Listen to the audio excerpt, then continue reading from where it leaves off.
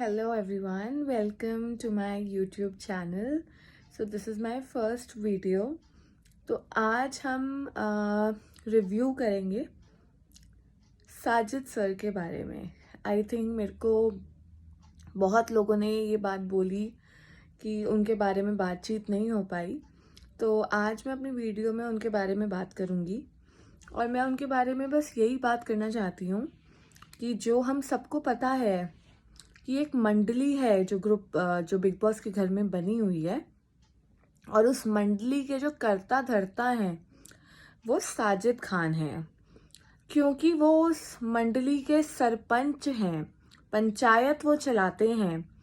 उस वजह से जो बेचारे चेले हैं, शिव, MC स्टैन, अब्दू, निमृत, चेले तो ये हैं. टीना और शालीन तो निकल लिए, सुम्बुल आती जाती रहती है. तो इसीलिए मैं सुम्बुल की नहीं, मैं चेले की, जो चेले हैं चार और जो सरपंच जी हैं, इनके बारे में बात करूंगी. अब बात सारी ये है कि जो साजिद जी हैं उनका क्या सीन चलता है कि अगर उनकी मंडली में आपस में मुठभेड़ हो जाए किसी की, तो वो चाहते हैं कि उनकी आपस में सुलह हो जाए और झगड़ा ना हो. सामने वाले ग्रुप तो देखिए, अगर बोला जाए तो वो है नहीं, क्योंकि वो सब अकेले हैं. क्योंकि अकेले हैं, अगर साथ खेलेंगे तो ग्रुप बोल सकते हैं.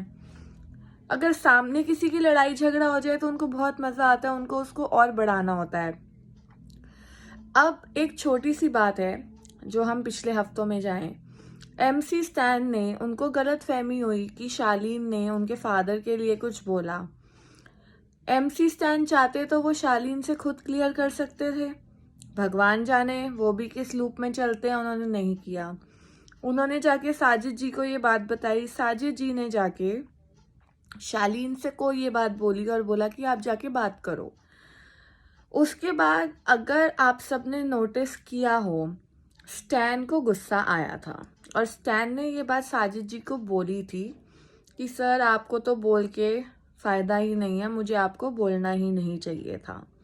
ऐसे ही एक इंस्टेंस आया था अभी जब वो ये सब सो रहे थे. बिग बॉस ने इनको वो सज़ा दी थी कि पानी फेंकना है, जिसमें साजिद जी फिर वो चाहते हैं कि मैं सबके साथ गुड बुक्स में रहूं, अच्छा रहूं. पीठ पीछे जो वो कहते हैं ना, आंटियों की तरह चुगलियां करते हैं. जैसे कोई आंटी सर्दियों में धूप सेकती है, वैसे ही वो चौंकड़ी मार के कैप्टन के कमरे में बेड में बैठे रहते हैं. कैप्टन का रूम तो नहीं, वो एक कॉरिडोर लगता है जो लोग आते जाते रहते हैं. Right guys? तो अब वो साजिद जी ने शालीन को, जब उसको सजा मिल रही है, उसको कोई फ्रूट खिला दिया. निम्रत को भी गुस्सा आया, लेकिन उसने उस टाइम बोला. इन सबको कहीं ना कहीं गुस्सा आता है, लेकिन वही बात है, क्योंकि मंडली है, ये कुछ बोलते नहीं है. लेकिन जिस दिन ये मंडली टूटी, उस दिन इनका पूरा गेम चेंज हो जाएगा, खत्म हो जाएगा. क्योंकि उस दिन आएंगे हमारे पास रियल एंड एक्चुअल प्लेयर्स. तो हमें उस दिन की वेट करनी है. और जो ये बोला जाता है कि ये दोस्ती है, सामने वाले इनकी नकल करते हैं, जो आपने और भी लोगों के मुंह से सुना होगा, जो मैं बिल्कुल अग्री नहीं करती हूँ. अर्चना एंड प्रियंका और अंकित तो कहते हैं ना, साइलेंट एंड किलर प्लेयर है. वो कब कुछ कर जाएगा किसी को पता नहीं चलेगा, क्योंकि इतना दिमाग किसी के पास नहीं है इस घर में जितना अकेले उस अंकित गुप्ता में है. वो तो स्ट्रोक प्लेयर है.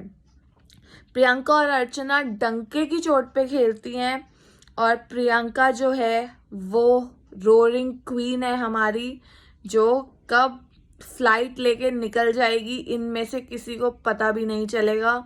उसको जितना मर्जी ये गलत ठहरा दें कि वो शिव से पंगे लेती है लाइमलाइट में आने के लिए, या जो बंदे शिव से लड़के आते हैं प्रियंका उन्हें अपने ग्रुप में लेना चाहती है, या प्रियंका के दोस्त नहीं है वो बनाना चाहती है. तो मैं यही पहले तो बोलना चाहती हूँ, प्रियंका का तो शुरू से एक और इकलौता दोस्त है जो अंकित है. Right guys? तो अंकित के साथ ही अगर वो इस गेम में खेल रही है, तो कोई उसको बोल ही नहीं सकता कि उसके पास मुद्दे नहीं है, उसके पास दोस्त नहीं बन रहे हैं।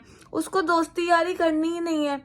और जिनको उसने दोस्त बनाया, अर्चना, आपने सुना ही अर्चना ने उसको कितना गंद बोला, फिर भी मैं इस लड़की को सल्यूट करती हूँ, उसने रिटर्न में कुछ नहीं बोला उसको। अंकित ने जवाब दिया था पर उसने नहीं बोला, उसने कहा यार जो मर्जी बोल, गंदा मत बोल मुझे। तो यही प्रियंका है। प्रियंका को निमृत ने बोला, प्रियंका ने जवाब नहीं दिया, आप मुझे गाली दो मैं आपको डबल दूंगी। हर इंसान ऐसा ही है, पर उसने नहीं बोला। क्यों? क्योंकि उसके एथिक्स ऐसे हैं, उसके संस्कार अच्छे हैं। ठीक है, वो थोड़ा हाई नोट पे बोलती है। आप उस घर में हो, आपको नहीं पता वहाँ क्या हो रहा है, कभी कभी आपकी क्षमता नहीं रहती समझने की, पर वो भी उस चीज़ को समझेगी। उसको जब वीकेंड के वार पे समझाया जाता है वो समझती है, आगे भी समझेगी। तो मैं बस यही चाहती हूँ सारे प्रियंका अंकित सपोर्टर्स को कि सब सपोर्ट करें और हमें इन दोनों को आगे लेकर जाना है गाइस।